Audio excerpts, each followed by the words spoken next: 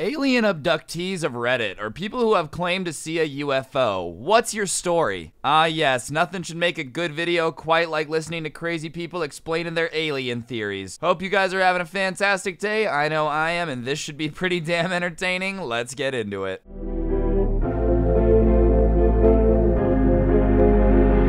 Jumpsuit island, West Coast island, Southwest line. Alright, ladies and gentlemen, all jokes aside, we should probably get into some very scary people sharing their alien abduction stories. I will put a link to the Reddit thread down below, and yeah, let's do this. First time I ever tried to write this down. First time telling this story to anyone outside the family. I'm leaving out the time and location and some other details because I'm still scared of what might happen with it publicly, I guess. Summer before 8th grade, me and two of my friends snuck out at midnight to go walk around the neighborhood and go see these girls on the next block who were having a sleepover. We turn a corner in our neighborhood and there's this huge black blimp-shaped thing in the sky. Like the pictures of the Hindenburg, but bigger than that, and as close, if not closer. Completely silent and at least the size of 4 to 5 football fields across. No exaggeration, even though I was young. We stare at it entranced, asking each other over and over if we see it, which we all agree that we do. Standing there frozen in one place. It's like black polished gunmetal. No lights, no sound, no anything. It's just hovering there. And I don't know what happened, but time clearly jumps. And next thing I remember is the craft shift / government experiment thing is gone. And there's just a tiny white barbell thing in the sky, seemingly falling to the earth with wisps of smoke coming off of it. Then two brand new black trucks with silver gearboxes in the back, like F-150s or S-10s, but nicer, came flying down the neighborhood street going about 70 in a residential 25-mile-per-hour neighborhood. Then after that, I remember walking home to one of my friends' houses and going to bed. And at that point, it was like 5 or 6 in the morning and the sun was coming up. We all made a promise to tell my dad in the morning because he worked for the city, but we never did. I don't know what happened, but later in my life, one of my friends who was there, the other was my best friend, and we sort of made an unspoken pact to never talk about it. I don't know how or why we did that. We all grew up and I sort of lost touch with them too. It's all fun and games when you're sneaking out to go to a girl's house until like an alien spacecraft comes over the top of you and makes you jump through time. I love how casually he's writing about this in the Reddit thread. He's like, yeah, you know, one time I literally time traveled due to an alien spaceship that cock-blocked me when I was in 7th grade. No big deal. We did reconnect over Facebook and such over the years, but it was like there was something between us that none of us wanted to touch or talk about. Looking back on it now, there's no way we could have been the only ones to see it. It wasn't that late at night and it was over a heavily populated suburb of a major city. The idea of this has always scared me more than any other possible abduction scenario. That there were others that were all voluntarily suffering from some sort of collective amnesia, except in how we're not. I've thought about hypnosis, but that scares me too. Plus, I'm not sure I'd trust the results. I was just a kid then, and I'm not sure if I could trust the hypnotist. What I do know, again, is that there's no way it was just the 3 of us who saw it. We're talking about a huge thing hovering in the sky directly above hundreds of houses just after midnight on a summer weekend. Again, nothing on the news, nothing in the paper, nothing on the TV, no words spoken about it again by anyone.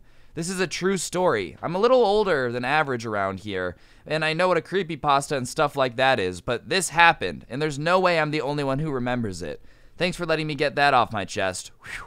Dude, that is a terrifying idea that like 700 people saw this UFO and now they're just collectively all having this weird paralysis where none of them can talk about it. Ugh, yeah, like imagine if there was anything else like that, you know? Like we all actually do remember this weird episode of SpongeBob where he gets kidnapped and taken to the Bikini Bottom. Yeah, good thing we're all just imagining that though, right? Real talk though, the thing about UFOs that scares me is that no matter how you talk about them, you sound like a crazy person. Like this person had to make an entirely other account just to talk about this because people would definitely judge you if you said this out of nowhere. Oh yeah, one time I got collective amnesia and time traveled. Everybody would be like, oh, that's cool. Do you need to check into a mental hospital, little buddy? My mom tells a story of her and her friend. Let's call her friend Lisa. When my mom and Lisa were teenagers, they were up on the roof of Lisa's house and they see a bright light in the sky. Next thing they know, the light is gone. Thing is, they think they've been on the roof for 15 minutes, but something like 3 hours had passed.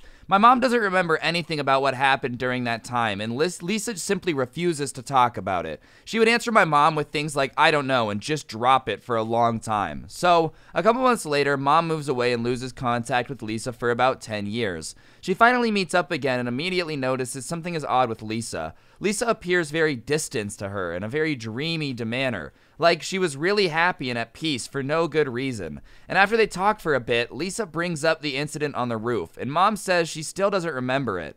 But Lisa remembers. She remembers everything. She said that at first it was all in bits and pieces and she couldn't remember any of it clearly. She was confused and scared and wanted to avoid discussing it. Then as time passed, she began to remember more of it. Yeah, hell no. I'm pretty sure your friend Lisa is just hiding the fact that her and your mom ended up going on like a bank robbing spree, and then she got the gadget from Men in Black to make her forget everything. How does your mom just move on so easily? Like 3 hours go missing in the middle of the night, the friend's acting all sketchy and won't tell you what happened, and you just drop it and move? I don't think I could do all that. I'd be like, listen here, what the hell happened during those 3 hours 10 years ago, okay? Because clearly something's been going on. She remembers it all clearly, and she remembers the other 3 times she was abducted after that as well. At first, they paralyzed her somehow and did all sorts of invasive experiments on her, but by the most recent time, they stopped probing her and began to talk with her. They didn't speak English or any other human language, but she could understand everything they said,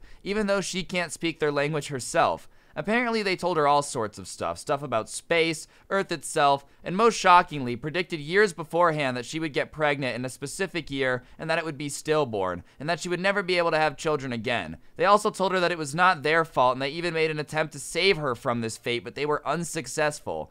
They also told her that they had abducted my mother another time after that first incident, and my mom says she has no recollection of any other potential abductions, but she does have recurring nightmares of being abducted, and she's almost sure that they're just nightmares. Anyways, Lisa tells my mom every time she speaks with them, she comes to understand the truth more and more. And when my mom inquires what the truth is, Lisa says, "You'll know eventually," and that once she learned of the truth, everything became wonderful. Yeah, I'm sorry, Lisa seems great, but we're shooting her out of a cannon into space. We just can't take the risk. Like, she's definitely an alien robot now. They took her and replaced her, dude. Do you understand how creepy that is? We've been abducted many times, and soon, you too will know the truth. Learn the truth, and everything becomes wonderful. Yeah, no, that sounds like the worst idea ever. We need to find Lisa, just put her in a really big cannon, and blast her into space and never come back, because I don't need to know what the truth is, okay? If it involves me getting kidnapped by aliens, I really just would prefer not to experience that. I can't say for sure what happened to me that night, but here's what I know. I was driving home for the weekend from school at Indiana University. It takes me about 2 hours to get home, and I left Bloomington at around 10 p.m. At exactly 10:53, I'm on a rural stretch of the 2-lane highway I take home, and noticed what appeared to be flashing lights behind me. I thought, great, I'm getting pulled over, so I turned onto the next country road about a quarter mile from where I noticed the lights. And as the car came to a stop, I started to open my glove box to get out registration and proof of insurance, and the lights suddenly disappeared and no car drove past. Now here's where the story takes a turn for the weird. I'm sure you guys will think I'm just making it all up because it does really seem like straight out of a typical UFO movie or something. The electronics in my car start to go haywire. The radio's randomly changing stations while the volume kept going up and down while the dome light starts to flicker and turn off and on. This was at 10:56 and I started to think to myself that my battery must be failing or I have a short somewhere in the electric system of my car. So I lean down to pop the hood of my car so I can take a look at the battery, and that's the last thing I remember doing. The next thing I know, I open my eyes and see nothing but the night sky full of bright stars. It was cold, and it seemed like I had never seen stars that bright in my entire life. I sat up and looked around and saw absolutely nothing. Nothing at all.